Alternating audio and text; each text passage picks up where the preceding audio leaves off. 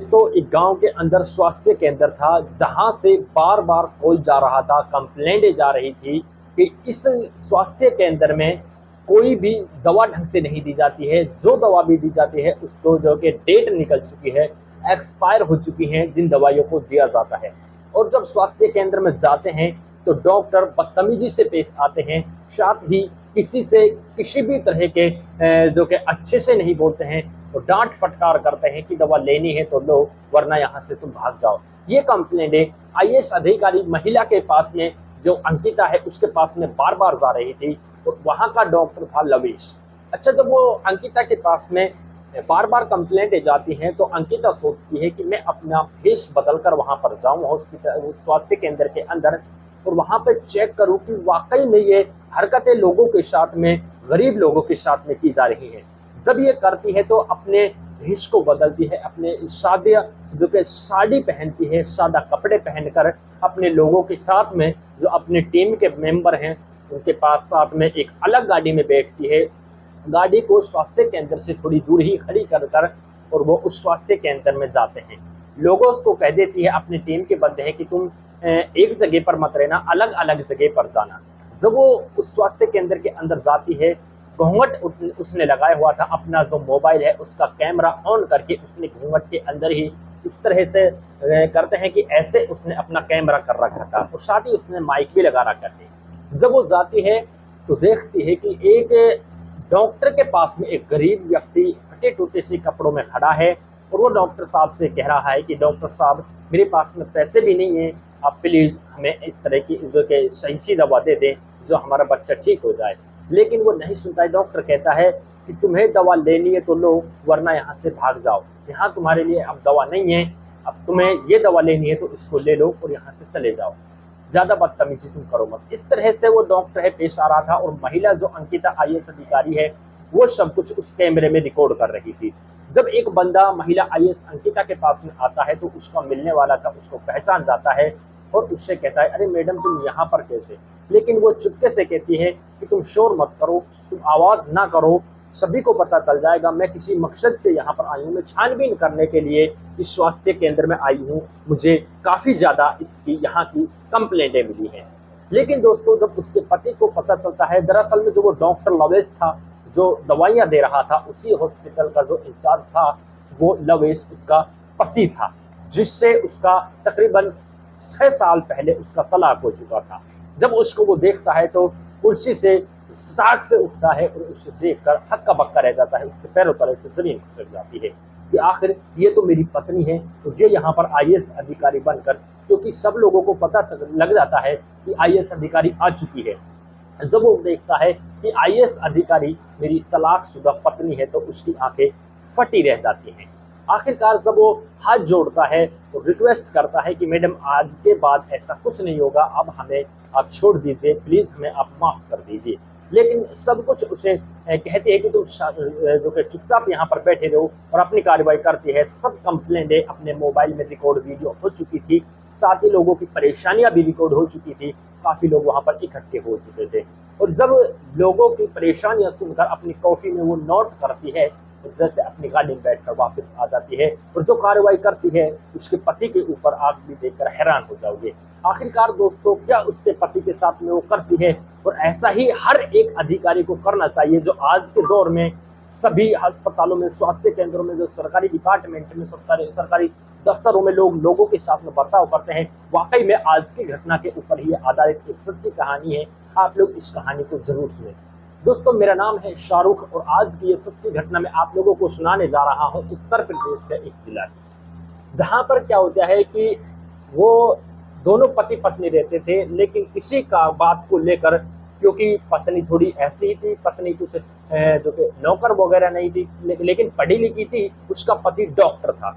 जब वो डॉक्टर था तो उसको ताने मारता था, उसको अच्छे से नहीं रखता था, उसको बार बार हर रोज पिटाई करता था। तो वो अपने पति को छोड़कर इन्हीं बातों पर अपने मायके चली जाती है। मायके रहने के बाद में अलग से अच्छे से पढ़ाई करती है, तो महिला है जो अंकिता आईएएस अधिकारी बन जाती है। उसका पति डॉक्टर था, तो उसके पति का उत्तर प्रदेश के उस जिले के एक गांव के अंदर ट्रांसफर कर, जो कि वहां पर उसको भेज दिया जाता है, और वहीं पर जो कि उस महिला आईएएस अधिकारी की जो है ज्वाइनिंग थी, नई नई उसकी ज्वाइनिंग थी। जब वहाँ पर जाती है तो देखती है कि वहाँ पर उसके पास में बार बार कॉल आते हैं कि यहाँ पर मैडम अच्छे से दवाइयाँ नहीं दी जाती है। जो मैंने आपको पहले टाइटल में भी बता दिया है, जब उस हॉस्पिटल के अंदर जाती है तो जो उसका पति है उसको देखकर एकदम से खड़ा हो जाता है, हक्का बक्का रह जाता है। तो उसकी कंप्लेंट को लेकर वापस जो कि गाड़ी में बैठकर आ जाती है, लेकिन उसके पति को महिला आईएएस अधिकारी और कहते हैं ना कि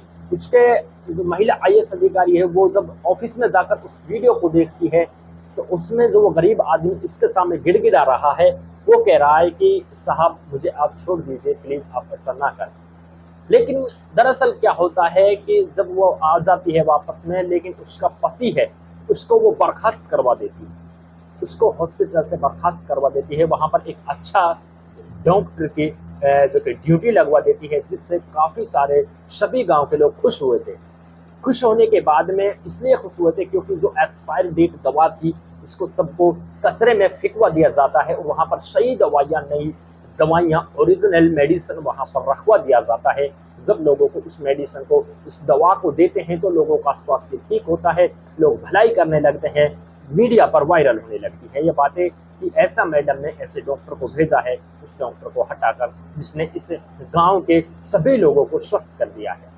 तो आखिर वो उसका पति है जिसको उसने बर्खास्त किया है, वो उस पत्नी से मिलना चाहता है कि ये तो मेरी पत्नी है, मुझे इससे मिलना चाहिए, मुझे इससे रिक्वेस्ट करनी चाहिए कि मुझे आप बर्खास्त ना करें, साथ ही जो भी गलतियां हुई है मुझे माफ कर दें। लेकिन किसी न किसी से पता पूछता है, कहता है कि मुझे उस आईएएस अधिकारी महिला अंकित से मिलना है, प्लीज आप मुझे उससे मिलवा दें। एक दिन मौका आता है, महिला आईएएस अधिकारी, दोपहर का टाइम था, अपनी ऑफिस में अंकिता बैठी हुई थी, वो अकेली थी। जब वहां पर वो जाता है, लवेश जाता है, तो लवेश देखता है कि कुर्सी पर बैठ जाता है लेकिन अंकिता कहती है कि तुम खड़े हो। एकदम से जब वो खड़ा होता है तो देखता है कि मतलब उसके अंदर एक डर सा था, उसके शरीर में कपकपाहट थी, वो कांप रहा था। महिला से कहता है कि आप ऐसा ना करें, प्लीज मुझे माफ कर दें, जो मैंने गलतियां की ऐसा फिर से नहीं होगा। अंकिता कहती है कि अगर उन लोगों की जगह तुम्हारे अपने बच्चे होते, तुम्हारा अपना परिवार के लोग होते, तो क्या तुम उनके साथ भी ऐसा ही बर्ताव करते जैसा उन लोगों के साथ में तुमने किया, जो मेरे मोबाइल के जो कि कैमरे से मेरे मोबाइल में अपने में खुद मेरे को रिकॉर्ड किया है, जो तुम्हारे मेरे पास में लाइव सबूत सारे हैं। क्या तुम ऐसा ही करना चाहिए? तुम्हारी बहुत पहले भी कई बार कंप्लेंट आ चुकी है, लेकिन आज कुछ ज्यादा ही तुमने हदें पार कर दी। मैंने सोचा कि भेस बदल कर उस स्वास्थ्य केंद्र में जाऊं और वहां की अच्छे से मैं छानबीन करूं, मैं खुद जांच करूं। तो वाकई में मुझे देखने को मिला जो हैरान कर देने वाला है। क्या तुम्हें शर्म नहीं आती? तुम्हें सरकार तनख्वाह भी देती है, सरकार की तनख्वाह लेते हो, सरकार का नमक खाते हो, फिर भी लोगों की रक्षा के लिए सरकार तुम्हें तनख्वाह देती है, लेकिन तुम लोगों की रक्षा अच्छे से नहीं करते हो, लोगों के स्वास्थ्य को ठीक से नहीं देख पाते हो।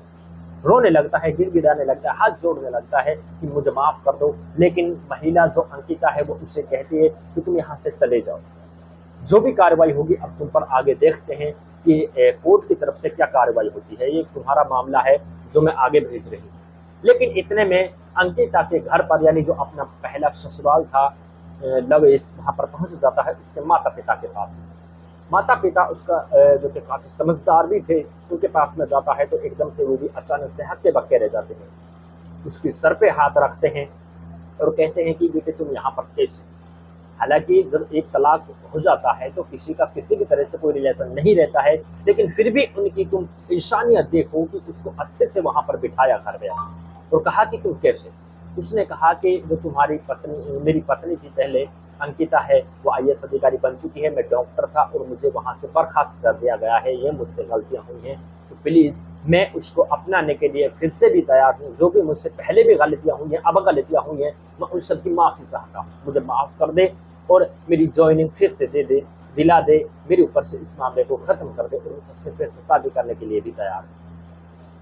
काफी ज्यादा बातें होती हैं तो अंकिता के माता पिता अंकिता के पास में कॉल करते हैं, कहते हैं कि बेटी लवेश यहाँ पर आया हुआ है, क्या मामला है। लेकिन इतनी बात सुनते ही कहती है कि पिताजी उसको तुम घर पे ही रोके रखो, मैं अभी थोड़ी देर में गाड़ी से वहां पर पहुंचती हूँ। आधे घंटे में 20 से 25 मिनट में अंकिता है अपने घर पर पहुंचती है, तो वहीं पर देखती है कि लवेश बैठा हुआ है, तो लवेश एकदम से खड़ा हो जाता है उसे देखकर। जब वो देखती है कि यहाँ पर ये बैठा हुआ है कहती है कि अच्छा तुम बताओ तुम्हारी परेशानी क्या है, तुम क्या चाहते हो, अब तुम्हें शर्म तो आई नहीं, तुम इस तरह से लोगों को जो कि बेवकूफ़ बनाते हो, लोगों की तकलीफ़ों को नहीं सुनते हो।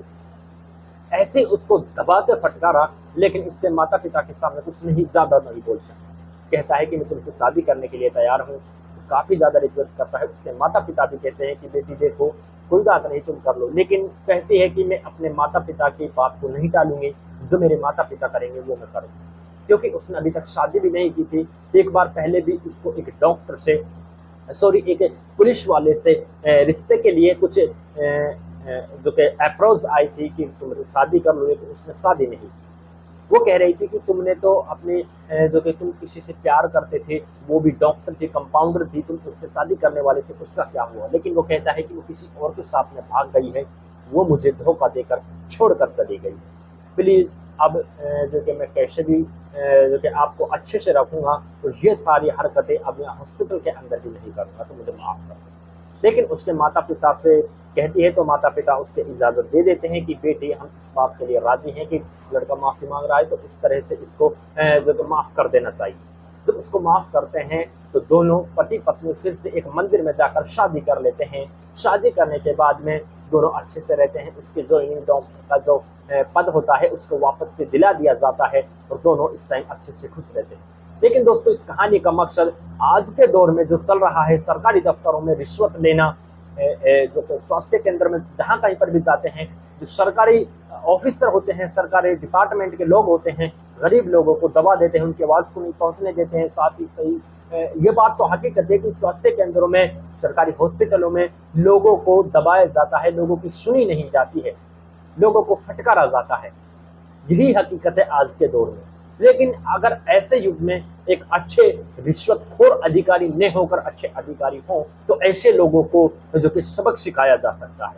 तो मैं उन सभी से कहना चाहूँगा कि इस वीडियो को आगे तक शेयर करें कि सभी तक ये वीडियो पहुँच पाए। अगर जो कोई भी आपसे किसी भी तरह से अगर बर्ताव, गलत व्यवहार करता है, रिश्वत माँगता है, तो आप उसकी वीडियो बनाकर रिकॉर्ड करें और उसके आगे आप एफआईआर दर्ज करें सबूत के तौर पर। अगर कुछ भी नहीं होता है तो आप लोग कमेंट सेक्शन में हमें ज़रूर बताएं, हम लोग आपकी ज़रूर सहायता करेंगे। अगर आप लोग चैनल पर नए हैं तो चैनल को सब्सक्राइब करें। ये ज़रूर बता दें कि आपको कहानी कैसी लगी, कहाँ से इस कहानी को देख पा रहे हैं।